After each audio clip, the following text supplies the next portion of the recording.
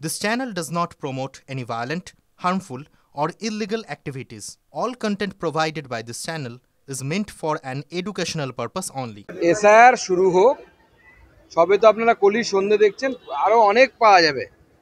ভুয়ো voter card, ভুয়ো আধার card, ভুয়ো ভোটার, দেখা যাক ভুয়ো মন্ত্রী, ভুয়ো বিধায়ক পাওয়া যায় কিনা। দীপাবলির পরেই কি তাহলে বিহার মডেলে এসআইআর হবে বাংলায়? দেখুন, এসআইআরটা আমার বিষয় নয়, আমাদের পার্টির বিষয় নয়। এসআইআর নির্বাচন কমিশনের বিষয়। নির্বাচন কমিশন কবে এসআইআর করবেন তাদের উপরে, তারা পুজোর আগে করবে, পুজোর পরে করবেন, তাদের বিষয়। বিষয়ে বিজেপির কিছু বলার নেই। নেপাল সরকার বদল, হোলির পরে সিংহাসনে কে, নতুন সরকার গঠন কি কতটা সুবিধা হবে ভারতের পক্ষে? সময় আসুক, এখন আমার মনে হয় এর উপরে কারোরই মন্তব্য করা উচিত নয়, যেহেতু অন্য একটি দেশের ব্যাপার। তবে সব দেশেই, বিশেষ করে ভারতবর্ষের আশেপাশের দেশগুলোতে শান্তি প্রতিষ্ঠিত হোক, আমরা এটাই চাই। সব জায়গাতে পিসফুল এনভায়রনমেন্ট হোক। শ্রীলঙ্কা দেখলাম, বাংলাদেশ দেখলাম, এরপর নেপাল। সেক্ষেত্রে মার্কিন কোনো গুপ্ত সংস্থা কাজ করছে, মদত দিচ্ছে বলে দেখুন, শ্রীলঙ্কা হয়েছে, বাংলাদেশেও ওরকম একটা দেখলাম আমরা, নেপাল হয়েছে, কিন্তু আমি এটুকু আপনাদেরকে আশ্বস্ত করতে পারি, ভারতবর্ষে হবে না। ভারতবর্ষে নরেন্দ্র মোদী আছে। মুর্শিদাবাদে তৃণমূল নেতার স্ত্রী দু জায়গায় সরকারি চাকরি করেন, একই সঙ্গে মাইনে পাচ্ছেন দুটি দপ্তর থেকে। তথ্য খারিজ নেতার 26,000, যেখানে চাকরি বাতিল হচ্ছে রাজ্যের শাসক নেতার পরিবারের জোড়া চাকরি কিভাবে হচ্ছে? না, মমতা বন্দ্যোপাধ্যায় তো মাননীয় মুখ্যমন্ত্রী 21-এ নির্বাচনের সময় বলেছিলেন তো ডবল ডবল চাকরি হবে। তো কারো হয়নি, ওনার হয়েছে, ওনার স্ত্রীর হয়েছে। তৃণমূলের আরো কিছু নেতার এরকম হতে পারে ডবল ডবল চাকরি। খুঁজে দেখুন, আমরাও খুঁজবো কোথায় ডবল ডবল চাকরি আছে।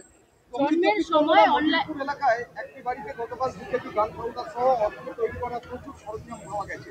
পুলিশ এখনো পর্যন্ত লুকিয়ে রয়েছে এলাকায়। মানে বাস্ট হয়নি তো এখনো। ব্লাস্ট হলে পরে মিলতো আর কি, 2 মাস 3 মাস পর পর পশ্চিমবঙ্গে ব্লাস্ট হবে, বোমা ধরা পড়বে। ওটাই তো কুটির শিল্প, সব জায়গায় কুটির শিল্পে পরিণত হয়েছে। আমি আজকে ব্যারাকপুরে যাব, ব্যারাকপুরে আমরা যদি দেখি, ব্যারাকপুর শিল্পাঞ্চল, এই শিল্পাঞ্চল তো এই মুহূর্তে শিল্পাঞ্চল থেকে রূপান্তরিত করে মমতা বন্দ্যোপাধ্যায়ের দল তাকে বোম বারুদ তৈরির কারখানাতে রূপান্তরিত করে দিয়েছে। জন্মের সময় অনলাইনে নয়, বরং দেরি দেখিয়ে পরে অফলাইনে জন্ম শংসাপত্র বানানোর হিড়িক পড়ে যাচ্ছে বাংলার বিভিন্ন প্রান্তে। এসআইআর নাম তুলতেই কি বাংলায় ভুল জন্ম শংসাপত্র? না, আমরাও দেখতে পেয়েছি যে রাজ্য সরকারের তরফ থেকে নিয়ম কানুন শিথিল করা হয়েছে। নতুন কিছু ব্যক্তিকে অধিকার দেওয়া হয়েছে যাতে তারা জন্ম শংসাপত্র দিতে পারে। এবং এই জন্ম শংসাপত্র দেওয়ার মূল কারণ হচ্ছে, আমি যদি ভারতীয় নাগরিক হই, যেমন আমারও জন্ম শংসাপত্র নেই, কিন্তু বাদ বাকি ডকুমেন্টস আছে, আমার তো ভয় নেই। আমার আমার মাধ্যমিকের অ্যাডমিট আছে, আর সমস্ত কিছু আছে। তো সেই সময় জন্ম শংসাপত্র তোলেনি অনেকে, কিন্তু এখন যারা তুলতে যাচ্ছে, বোঝা যাচ্ছে এদের ভয় আছে, এদের নাগরিকত্ব নিয়ে কোনো সমস্যা আছে। জন্ম শংসাপত্র সবার থাকবে এরকম কোনো কথা নেই। ডোনাল্ড ট্রাম্প তো আজকে পাল্টি খেয়ে গেলেন, তিনি বলছেন নরেন্দ্র মোদীকে খুব ভালো বন্ধু তিনি। অপেক্ষা করুন না, আরো অনেক কিছু হবে। মোদিজির উপর ভরসা রাখুন, মোদি হ্যাঁ তো মুমকিন হ্যাঁ। নেপালে গণরোষে দেশে দুর্নীতিগ্রস্তদের বিরুদ্ধে সরব টিএমসি বিধায়করা। দেশে দুর্নীতি, স্বজন পোষণ এবং বিভাজন মুছতে প্রয়োজন অভ্যুত্থান। এবং যে রাজ্যে দিকে দিকে দুর্নীতি, যেখানে প্রায় ভেঙে পড়েছে সব ব্যবস্থা, সেই রাজ্যের বিধায়কদের মুখে অভ্যুত্থানের কথা। কি কোনো দেখুন, যখন কলকাতার বাসে পকেটমার ধরা পড়ে, পকেটমারকে বাঁচানোর জন্য পকেটমারের বন্ধুরা চোর চোর মার করতে করতে ওকে নিয়ে পালিয়ে যায়। তো তৃণমূল কংগ্রেসের বিধায়কের আগে সেই জন্য দুর্নীতি নিয়ে কথা বলতে শুরু করে দিয়েছে, গণ অভ্যুত্থান নিয়ে। দুর্নীতির জন্য যদি গণ অভ্যুত্থান কোথায় হতে হয়, তা পশ্চিমবঙ্গে হবে। পশ্চিমবঙ্গের তৃণমূল কংগ্রেসের নেতারা নিজেরাই ঘোষণা করুক না কেন, আমি মন্ত্রী, আমাকে প্রতি বছর আমার সম্পত্তির খতিয়ান মাননীয় প্রধানমন্ত্রীর দপ্তরে জমা করতে হয়। তৃণমূল কংগ্রেসের নেতারা 11 সালে ক্ষমতায় আসার আগে কার কি সম্পত্তি ছিল, বর্তমানে নিজেরা এবং নিজেদের আশেপাশে ছেলে মেয়ে, বউ, বন্ধু, শালি, এদের নামে কত সম্পত্তি হয়েছে তার একবার লেখাজোখা দিক না, বাংলার জনগণ দেখুক। বর্ধমান বিশ্ববিদ্যালয়ে এখনো পর্যন্ত মুর্শিদাবাদে গত আগস্ট মাসে এখনো পর্যন্ত 200টির বেশি আগ্নেয়াস্ত্র উদ্ধার হয়েছে। কি বলবেন, রাজ্যের কি আইন শৃঙ্খলা পরিস্থিতি তলানিতে নাকি বাংলাদেশ থেকে? দেখুন, রাজ্যের আইন শৃঙ্খলা পরিস্থিতি চরম খারাপ অবস্থা। এবং এ তো নতুন কিছু নয়, মুর্শিদাবাদে একসময় অধীর চৌধুরী আর মমতা বন্দ্যোপাধ্যায়ের মধ্যে সিটকে নিয়ে ঝামেলা হয়েছিল।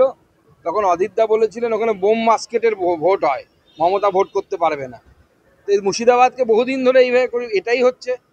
বাংলার সংখ্যালঘুদেরকে শিক্ষা, স্বাস্থ্য, চাকরি এদিকে তো নিয়ে যাওয়ার কারো কোনো পরিকল্পনা নেই। সবার ধান্দা হচ্ছে সুড়সুড়ি দেবো, ধর্মীয় অনুভূতি জাগাবো আর ভোট নেব, ভোট ব্যাংক হিসেবে ব্যবহার করব। বিহার এবং বর্ধমান উত্তরপ্রদেশে বিশ্ববিদ্যালয়ের অবসরপ্রাপ্ত রেজিস্ট্রার বিহার এবং উত্তরপ্রদেশে স্বাভাবিক, নেপালে যে ধরনের ঘটনা ঘটেছে, যেহেতু সীমান্ত একটা বড় অংশ, সীমান্তের বড় অংশ নেপালের সাথে ভারতবর্ষের উত্তরপ্রদেশ এবং বিহারের সাথে সংযুক্ত আছে, এবং গুরুত্বপূর্ণ বিষয় হচ্ছে সেখানে বাউন্ডারিটা হচ্ছে সমভূমি, সমতল ভূমি। শিলিগুড়ির ক্ষেত্রে জানো, শিলিগুড়ির ক্ষেত্রে আপনারা জানেন কাকরভিটার সাথে আমাদের শিলিগুড়ির সাথে সম্পর্ক আছে, বাকিটা হিলি টেরেন দিয়ে সমস্যা কম হয় এইসব ক্ষেত্রে। সেজন্য সব জায়গাতেই সরকার সজাগ আছে, রাজ্য সরকারকেও নিশ্চয়ই কেন্দ্র সরকার সমস্ত বিষয়ে সজাগ থাকতে পারে। বর্ধমান বিশ্ববিদ্যালয়ের অবসরপ্রাপ্ত রেজিস্ট্রার সুজিত চৌধুরীর বিরুদ্ধে কোটি কোটি টাকা তছরূপের অভিযোগ, হাইকোর্টের নজরদারিতে চলছে তদন্ত। সেই অভিযুক্তকে বিকাশ ভবন মেয়াদ বাড়িয়ে দিচ্ছে, রেজিস্ট্রার পদে বহাল করেছে। কিভাবে একজন দাগিকে এই পদে বহাল? যে টাকা চুরি করেছে তার ভাগ বিকাশ ভবন অবধি পৌঁছেছে, সেজন্য বিকাশ হচ্ছে। আপনারা দিতে পারছেন না, সেজন্য আপনাদের বিকাশ হচ্ছে না, আপনারা নিন্দে করছেন, প্রচুর মানুষ আপনারা।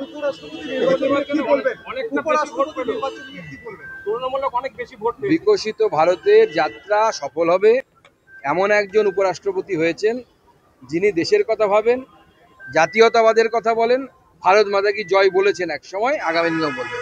তৃণমূল সুপ্রিমো তো ক্ষমা চাইলেন না, আপনি তো রবি ঠাকুরের ইস্যুটা নিয়ে লিখেছিলেন, প্রতিবাদ করেছিলেন, মধ্যখানে এতগুলো দিন পেরিয়ে গেল।